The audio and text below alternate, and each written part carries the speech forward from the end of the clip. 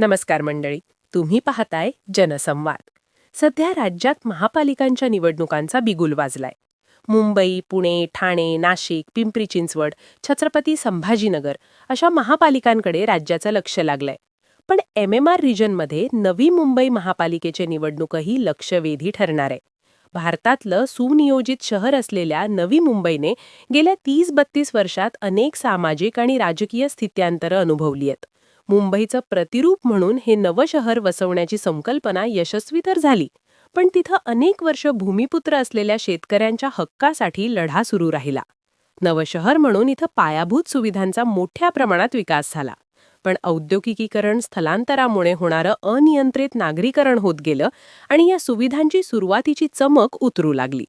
राजकीयदृष्ट्या कधीकाळी शिवसेना आणि नंतर राष्ट्रवादी काँग्रेसचा प्रभाव असलेल्या महापालिकेचं राजकारण गणेश नाईक या नेत्याभोवती फिरत राहिलं. नाईक आता भाजपमध्ये आहेत आणि महापालिकेच्या निवडणुकीची सूत्र पक्षाने त्यांच्या हाती दिली आहेत. आता होत असलेल्या महापालिका निवडणुकीला जशी इथल्या अनेक नागरी समस्यांची किनार आहे, तशी तिच्यावर नायकांची घराणेशाही, त्यांचा एकाच वेळी उपमुख्यमंत्री एकनाथ शिंदे आणि आपल्याच पक्षाच्या आमदार मन्ना म्हात्रे यांच्याशी सुरू असलेल्या कथित वादाची छटा आहे. नवी मुंबईतली सामाजिक राजकीय स्थिती नेमकी कशी आहे? महायुती आणि महाविकास आघाडीत कोणाचं किती बळ आहे? आणि या निवडणुकीत नेमकं काय घडू शकतं? या सगळ्या प्रश्नांची उत्तरं शोधणारं हा व्हिडिओ. चला तर मग सविस्तर चर्चा करूया. नवी मुंबई 21व्या शतकातलं आधुनिक बांधणीचं सुनियोजित शहर. खरं तर पश्चिमेला विस्तृत सागरी किनारा आणि पूर्वेला पारसिक डोंगररांग असा दक्षिणोत्तर पसरलेला बेलापूरचा पट्टा. मुंबईवर वाढत चाललेल्या लोकसंख्येचा ताण कमी करण्यासाठी पूर्वेकडे एक समांतर शहर वसवण्याची संकल्पना 1965 मध्ये पुढे आली. ठाणे खाडीच्या पलीकडे बेलापूर पट्ट्यासह पनवेल, उरण, द्रोणागिरी पट्ट्यातील 95 गावांच्या परिसरात हे नवे शहर वसवण्याचा निर्णय सरकारने घेतला. हे नियोजनबद्ध शहर उभारण्यासाठी 1971 मध्ये सिडको प्राधिकरणाची स्थापना करण्यात आली.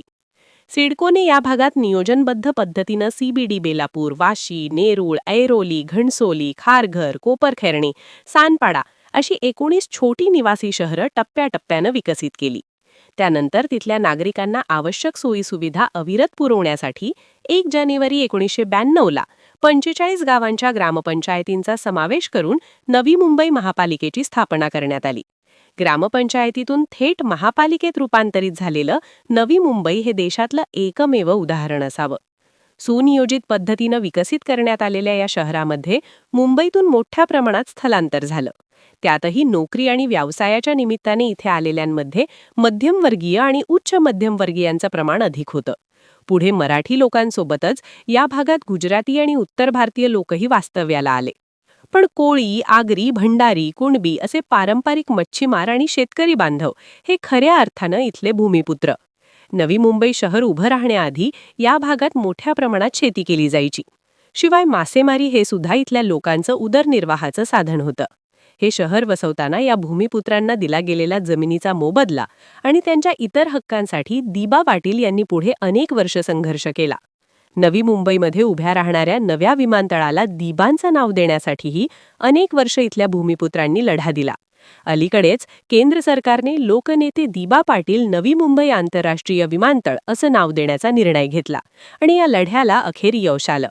शहर वाढत गेलं तशी इथं भूमिपुत्र आणि स्थलांतरित अशी एक संमिश्र समाजरचना तयार झाली. स्थापनेपासूनच्या 33 वर्षांच्या इतिहासात महापालिकेच्या राजकारणावरही या समाजरचनेचा प्रभाव राहिला. नवी मुंबई हे वसवण्यात आलेलं शहर असल्यानं तिथले रस्ते, पाणीपुरवठा, ड्रेनेज व्यवस्था, स्ट्रीट लाईट, कचरा व्यवस्थापन अशा अनेक गोष्टींचा अन्य शहरांना हेवा वाटायचा. महापालिकेच्या निर्मितीनंतरच्या 20 वर्षांपर्यंत इथल्या या गोष्टींचं अन्य शहरांमधल्या नागरिकांनाच नव्हे तर तिथल्या पालिकांच्या प्रशासकांनाही आकर्षण होतं. पण गेल्या 10-12 वर्षात नवी मुंबईच्या लौकिकाला तडे जाऊ लागलेत. अन्य शहरांप्रमाणे तिथंही अपुरा पाणीपुरवठा, कचऱ्याच्या विल्हेवाटीची समस्या, रस्त्यांवरची अतिक्रमणं आणि वाहतूक कोंडी अशा अनेक समस्यांनी डोकं वर काढलंय. सुरुवातीला उभारलेल्या पायाभूत सुविधांची एकीकडे वाताहत होतीये, तर दुसरीकडे खराब अंतर्गत रस्ते, पार्किंग सुविधेचा अभाव अशा समस्या नागरिकांना भेडसावत आहेत. त्यातच खारपुटी आणि खाडीच्या परिसरात वाढलेली अतिक्रमणं, अनधिकृत बांधकामं आणि झोपडपट्ट्यांमुळे बकालपणा वाढत चाललाय. सिडको आणि नवी मुंबई महापालिका यांच्यात अनेक प्रश्नांवर अधिकार क्षेत्रावरून होणाऱ्या वादांमुळे समस्या सुटण्याऐवजी त्यात भर पडत असल्याचं बोललं जातं. तुर्भेतला कचरा भूमीचा प्रश्न आणि कचऱ्यावर प्रक्रिया करण्याची क्षमता वाढवणं हे मोठं आव्हान ठरलंय. शहरातल्या अनेक इमारतींना 30 वर्ष पूर्ण झाल्यामुळे त्यांच्या पुनर्विकासाचा आणि सुरक्षिततेचा प्रश्नही बिकट होत चाललाय. एकीकडे आंतरराष्ट्रीय विमानतळासारख्या पायाभूत सुविधांची होणारी उभारणी तसेच MMRDA कडून सुरू असलेली कामं आणि दुसरीकडे या नागरी समस्यांचा विळखा असं चित्र आता उभं राहिलंय. गेली अनेक वर्ष नवी मुंबई पालिकेचं राजकारण याच मुद्द्यांभोवती फिरत राहिलं. पण त्यातून समस्या सुटण्याऐवजी त्या वाढत चालल्याची तक्रार नागरिकांकडून करण्यात येतेय. या पार्श्वभूमीवर नवी मुंबई महापालिकेची राजकीय वाटचाल कशी राहिली हे पाहणं महत्त्वाचं ठरतं. पण त्याआधी महापालिकेशी संबंधित काही फॅक्ट्स आणि फिगर्सवर एक नजर टाकू. ठाणे आणि रायगड जिल्ह्याच्या काही भागात विस्तारलेल्या नवी मुंबई महापालिकेची लोकसंख्या 2011च्या जनगणनेनुसार सुमारे 11,21,000 होती. सध्या ती 16 लाखांच्या पुढे गेली असल्याचा अंदाज आहे. आता होत असलेल्या निवडणुकीत 28 प्रभागांमधल्या 111 जागांसाठी मतदान होणार आहे. यापैकी 56 जागा महिलांसाठी राखीव आहेत. महापालिकेत 56 जागा मिळवणारा पक्ष सत्तेवर येणार असल्यानं जो पक्ष 50 जागांच्या आसपास जागा जिंकेल त्याचा सत्तेत येण्याचा मार्ग सोपा होईल. पण त्यासाठी कुणाकडे किती बळ आहे याचा अंदाज घेताना महापालिकेच्या कार्यक्षेत्रावर असलेल्या राजकीय प्रभावावर एक नजर टाकू. या महापालिकेवर आजपर्यंत प्रामुख्यानं शिवसेना आणि राष्ट्रवादी काँग्रेसचंच वर्चस्व राहिलं. पण गणेश नाईक हेच अनेक वर्ष या भागातले एकमेव प्रभावी नेते होते. ते शिवसेनेतून राष्ट्रवादीत गेले आणि आता भाजपचे मंत्री आहेत. गणेश नाईक ज्या पक्षात गेले त्या पक्षाची सत्ता त्यांनी महापालिकेत आणली. त्यांचे पुत्र संजीव नाईक या महापालिकेचे पहिले महापौर बनले. तिथूनच नाईकांच्या घराण्याचं राजकारण सुरू झालं. या महापालिकेचं कार्यक्षेत्र प्रामुख्यानं ठाणे लोकसभा मतदारसंघ आणि बेलापूर ऐरोली या विधानसभा मतदारसंघात येतं. सध्या ठाण्यात शिंदे शिवसेनेचे नरेश मस्के खासदार आहेत. तर ऐरोलीमधून स्वतः गणेश नाईक आणि बेलापूरमध्ये भाजपच्याच मंदा म्हात्रे आमदार आहेत. ही महापालिका एकनाथ शिंदे यांच्या ठाण्यात येत असल्यानं इथं त्यांचा प्रभाव तर आहेच, पण भाजपनंही 2014 नंतर आपला जनाधार वाढवलाय. म्हणजे शिंदे सेना आणि भाजप हे दोन्ही पक्ष इथं तुल्यबळ आहेत. शिवसेना ठाकरे गटाची ताकद घटली असली तरी त्यांना कमी लेखता येणार नाही अशी स्थिती आहे. गणेश नाईक आता भाजपमध्ये असले तरी राष्ट्रवादीच्या अजित पवार गटाचं काही प्रमाणात बळ टिकून आहे.